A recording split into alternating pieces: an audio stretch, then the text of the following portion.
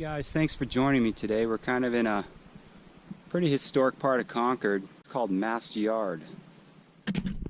And the reason this was called Mast Yard was kind of obviously the trees in the area were cut down, floated down the river to the Merrimack River, then from the Merrimack River over to the seacoast. Now the very best trees were marked with a symbol, which was kind of a warning to the locals around here, you know, don't cut these trees down.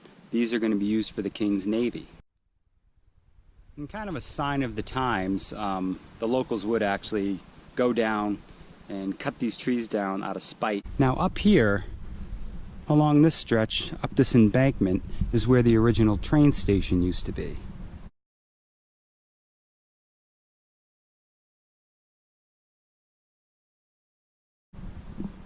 And if you come over here, you can still see a few of the, I'd imagine, the supports for the.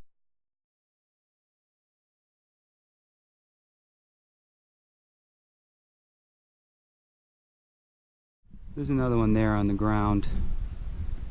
We'll take a walk up there.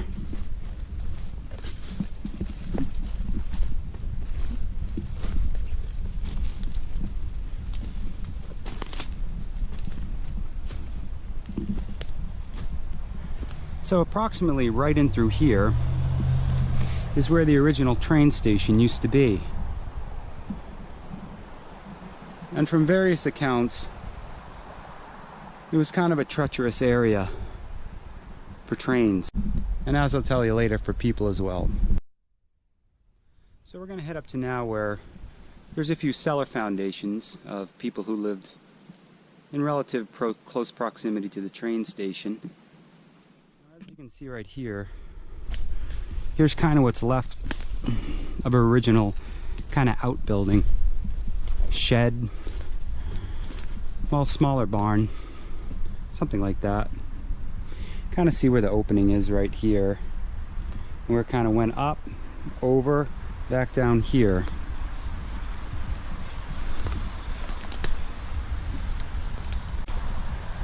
Now over here is where the well was. And I'm glad someone kind of had the foresight to put a big rock over it so there would be no accidents. And you can kind of tell people have been detecting out here when you find various pieces of metal and rocks like this. There's a saw. Looks like it might be legs to something, maybe an old stove, part of an old hoe. Right down here is the well. Not sure how well you can see down there. No pun intended. So, we'll head over to the main house section, which is right over here. Now I'm kind of standing in what I guess would be the entrance to the cellar. It was a pretty decent sized house by the looks of it. I'll show you around some things. Here's an old piece of stoneware. Looks like it either had the number 3 or 8 on it. These would be used for either holding flour, grains, or even sometimes liquid.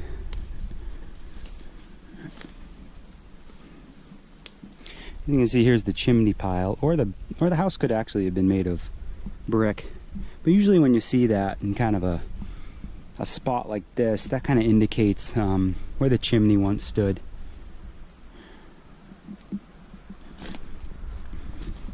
There's all kinds of various pieces of metal around here. Tin.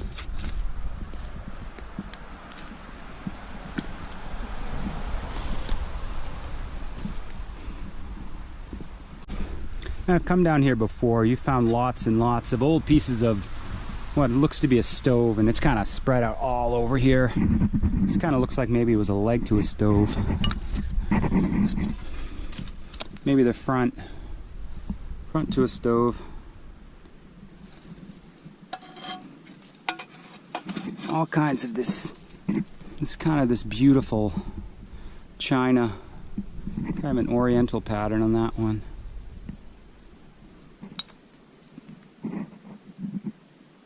That's kind of pretty, isn't it?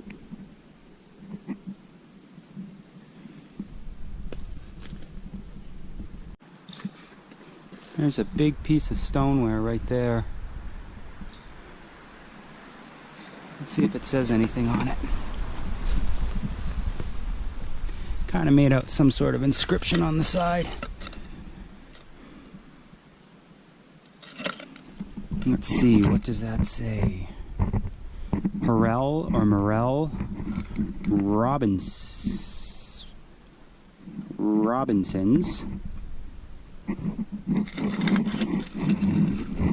What does that say? Aaron? I can't quite make that out. That would be a beautiful piece if that was intact still. What do you think? Could have went to a light fixture maybe. Now there's lots and lots of melted glass in here as you dig. Let me see if I can find a piece. Here it is. There's lots and lots of melted glass, and that's what it kind of looks like as it burns. There's an interesting story behind that, and I'll tell you in just a sec. It's kind of beautiful, the ferns there. How there's even enough soil there for a root system. Now the story I kind of wanted to tell you about this cellar hole in particular, this was owned by Thomas Spaulding. Now the reason you see a lot of, burnt glass and other burnt items is there was a fire here. Now kind of the interesting aspect of that was how it started. This and kind of the whole area. While the locomotive was traveling in the tracks not too far from here, and from braking, set off a series of sparks. Now these sparks spread to a woodlot near the area, and once it consumed that woodlot, it spread to this house and over to the other building which I showed you before. Now this event happened on June 16th around 2:30 in the afternoon in 1922. Now the firemen came out here and they fought the fire as best they could, but it was deemed a complete loss. Now a tragic event happened in the railway right behind me. On October 16th, 1896, Charles E. Stone, who was a brakeman for the railway, had a tragic accident. Now at the time, brakemans had to be positioned on top of the train. And when they were about to go under a bridge, farming bridge, something of that nature, there were these devices called telltales. Now these telltales were kind of shaped like an L, and they had ropes hanging from them. And before they reached the obstacle, these ropes would gently whack them on the back or different parts of the body and let them know to duck because there was a bridge coming up. Well, for reasons that aren't known, he failed to feel these. And he was an experienced brakeman and he was familiar with the area. And they found him upon the second freight car, dead from failing to duck. An investigation was launched, and they didn't find anything suspicious.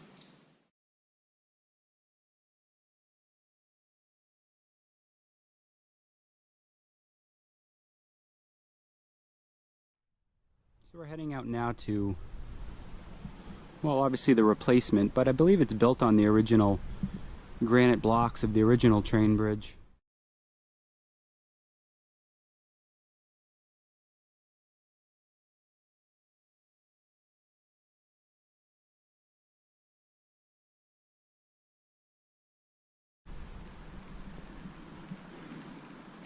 Train used to come right through there, stop at that train station, get people or freight or whatever they were picking up, come right down here and off into here.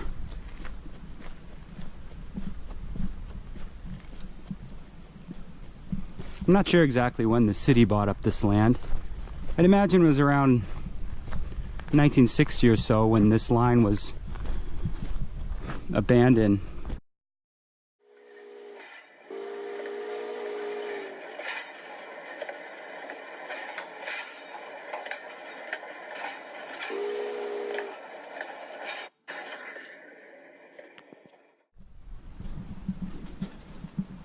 Here's an example of one of those rails for trails,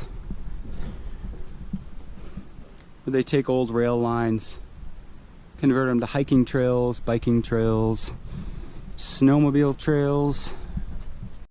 Water's really high.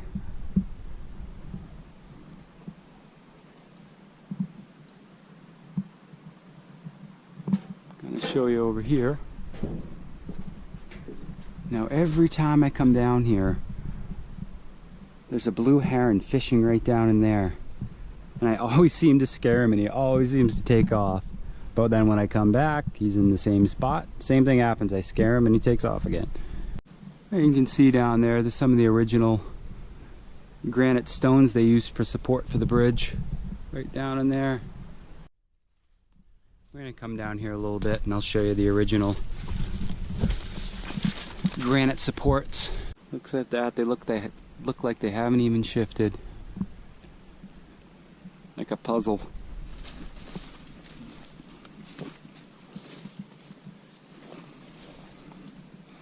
I'd imagine they used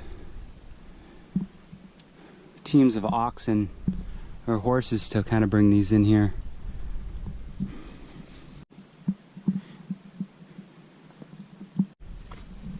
Now in my last video I kind of explained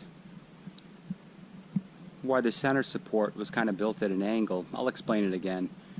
Well, if you look at it from the top, it goes in kind of a triangle shape. Now the reason for that was when this was frozen in the winter, or no, it didn't even have to be frozen, logs were floating down here, they would be kind of diverted from having a straight-on collision with the supports. It's kind of cool. It's a town boundary, way out here in the woods. C, which I probably means Concord, and I bet on the other side there's an H for Hopkinton, but I haven't gone over there yet.